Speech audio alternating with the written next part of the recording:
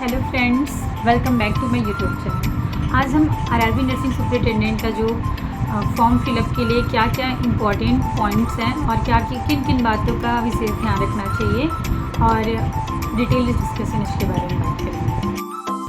तो जैसा कि आपको पता है, फॉर्म फिलअप स्टार्ट हो चुका है आपका 9 अगस्त से और लास्ट डेट इसका 8 सितंबर है। और अब हम बात करते हैं कि इसके लिए क्वालिफ़िकेशन क्या क्या चाहिए। तो जो जीएनएम पास होना चाहिए, जीएनएम जो 3 इयर्स का होता है, और इंडियन नर्सिंग काउंसिल और स्टेट नर्सिंग काउंसिल से पास होना चाहिए, लाइव रजिस्ट्रेशन होना चाहिए या फिर बीएससी नर्सिंग होना चाहिए और पोस्ट बेसिक बीएससी नर्सिंग होना चाहिए। ये हो गया आपका क्वालिफ़िकेशन। अब साथ में हम देखते हैं कि एज लिमिट क्या क्या है। तो जो एज लिमिट है इसको 2 कैटेगरी में डिवाइड कर दिया है इसने, आपका अपर एज लिमिट और लोअर एज लिमिट। तो इसका एक जो दिया है रफ प्रोफार्मा, उसमें है 20 to 40 year, means 20 year lower और 40 year above, but according to category भी इसने डिवाइड किया है। तो जो डेट ऑफ बर्थ के अकॉर्डिंग दिया है कि जो लोअर एज लिमिट है वो 2006 का डेट ऑफ बर्थ से मिनिमम नहीं होना चाहिए। ये सारे एज ग्रुप के लिए है और सारी कैटेगरी के लिए है, सारी कैटेगरी के लिए है। तो जो अपर एज लिमिट है वो जनरल के लिए है, जो डेट ऑफ बर्थ है वो लास्ट होना चाहिए उनका 1986 से के बाद वाले, मतलब बाबा वाले से 1985, ये सारे मतलब एलिजिबल नहीं होंगे। और जो ओबीसी हैं वो 1983 और जो एससी और एसटी हैं वो 1981। ओके, तो ये हो गया। अब हम नेक्स्ट चलते हैं कि एक बहुत ही इम्पोर्टेंट जो होता है आपका कास्ट सर्टिफिकेट, या फिर क्योंकि ये क्या है, प्योर सेंट्रल गवर्नमेंट एग्ज़ाम है और प्योर सेंट्रल गवर्नमेंट वैकेंसी है। तो इसके लिए जो कास्ट सर्टिफिकेट होती है वो सेंट्रल गवर्नमेंट की कास्ट सर्टिफिकेट होती है, सेंट्रल कास्ट सर्टिफिकेट होती है।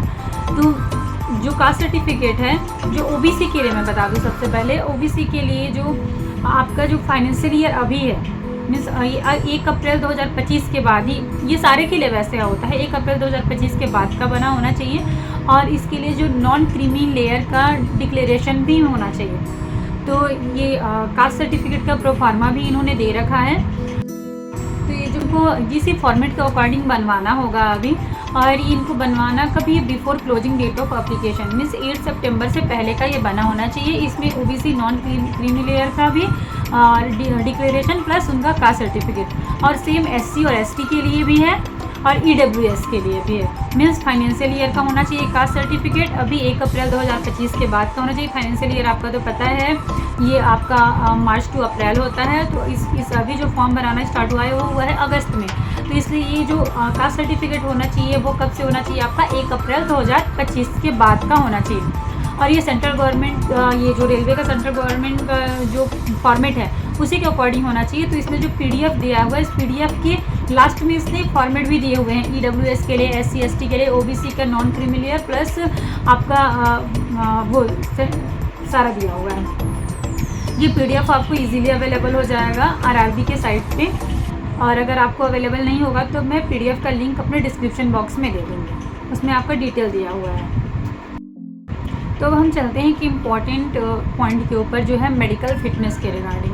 बहुत सारे लोगों ने मुझसे पूछा है कि मेडिकल फ़िटनेस के लिए क्या क्या उसमें हम क्या क्राइटेरिया है उसका। तो मैं आपको बता दूं कि इसमें जो मेन जैसे सभी में होता है नॉर्मल सारा रहता है, उसी के अकॉर्डिंग है। बस एक स्पेशल दिया है आई का, कि जो विज़न है वो जो डिस्टेंस विज़न है वो 6/12 और 6/18 होना चाहिए, विद और विदाउट ग्लास। मीन्स ये एकदम बॉर्डर उसमें से भी होने पे भी कोई इशू नहीं है। और आपका जो नियर विज़न है वो नियर विज़न होना चाहिए 0.6 विद और विदाउट ग्लास। और जब ये 0.6 किस टाइम पे, जब कोई भी क्लोज वर्क करने की ज़रूरत पड़ रही है या फिर कोई रीडिंग बुक वगैरह रीड करने की ज़रूरत पड़ रही है तब। So medical fitness clear. अब हम चलते हैं एक रेलवे की साइड से जो एससी और एसटी जो कैंडिडेट्स हैं उसके लिए एक अच्छा गुड न्यूज़ ये है कि उनको फ्री ट्रेन फैसिलिटी मिलेगी उनके एग्ज़ाम सेंटर तक जाने के लिए। तो जैसे उसके लिए उनको क्या करना है, जो उनका जो कास्ट सर्टिफिकेट है उसको अपलोड करना है, जो आरआरबी के जो फॉर्मेट दिया हुआ है उसी के अकॉर्डिंग उसको अभी कास्ट सर्टिफिकेट को 400 KB में अपलोड करना है। और तो जो ई कॉल लेटर जो उनका आएगा तो फिर उसके बाद वो उसके लिए फ्री ट्रेन फैसिलिटी के लिए एलिजिबल रहेंगे। और ये सेम चीज़ अगर वो सेलेक्ट होते हैं तो डीवी वगैरह के लिए भी वो एलिजिबल रहेंगे। और हम बात करते हैं हम ट्रांसफ़र पॉलिसी के लिए। अब बहुत सारे लोग मुझसे पूछते हैं कि मैम आरआरबी में ट्रांसफ़र होता है क्या, हमारा कौन सा नियर जोन में हमको लेना चाहिए या फिर क्या करना चाहिए। तो मैं आपको बता दूं, हाँ रेलवे में ट्रांसफ़र पॉलिसी अवेलेबल है।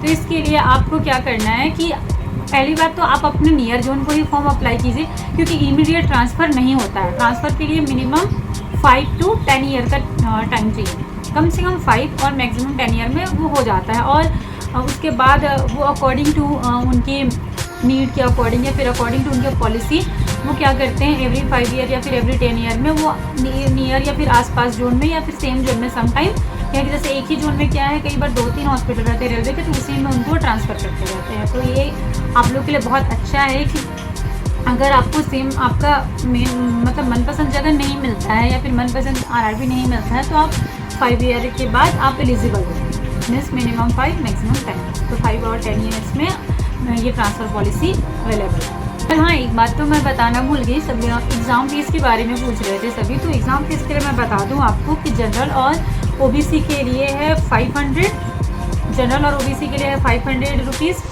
और जिसमें से अगर वो सीबीटी एग्ज़ाम में बैठ जाते हैं, एग्ज़ाम दे देते हैं, तो 400 रुपीज़ रिटर्न हो जाएगा। और एससी और एसटी के लिए है 250 रुपीज़, जिसमें वो भी सीबीटी एग्ज़ाम में बैठते हैं तो वो भी उनका रिफंडेबल है। ओके, तो फीस तो बहुत मिनिमल है, आई थिंक सभी लोग अफोर्ड कर सकते हैं। तो आप लोग अपने एग्ज़ाम के लिए अच्छे से प्रिपरेशन कीजिए।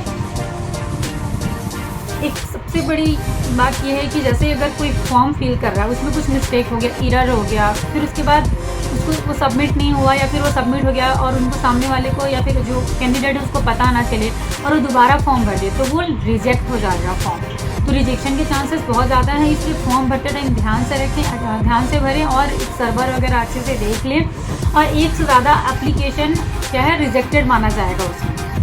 और एक से ज़्यादा मतलब वैकेंसी के लिए भी अगर उसमें सेम मतलब पर्सन अलग अलग उसमें से जोन से अप्लाई कर रहा है तो वो भी रिजेक्टेड होगा। तो इसको ध्यान रखेंगे और अच्छे से फॉर्म भरेंगे। और इसका एग्ज़ाम के लिए भी एक इम्पॉर्टेंट पॉइंट ये है कि जो ये एग्ज़ाम है इसमें 1/3 नेगेटिव मार्किंग रहेगी और ये 100 क्वेश्चन का होगा, जिसमें 70 क्वेश्चन हमारे नर्सिंग के होंगे। जो हमारे मेजर सब्जेक्ट्स हैं सारे anatomy physiology, med surg, nursing foundation, pedia, psychiatry, मतलब सारे इंपॉर्टेंट सब्जेक्ट, कम्युनिटी वगैरह सब इसमें से रहेंगे हमारे नर्सिंग के। और मीन्स प्रोफेशनल हमारा रहेगा। और जो 30 मार्क्स रहेगा वो हमारा नॉन नर्सिंग का रहेगा, जिसमें हमारा general intelligence, general arithmetic, general awareness, general computer ये रहेंगे।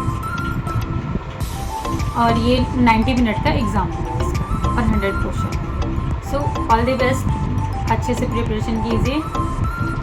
Bye, thank you.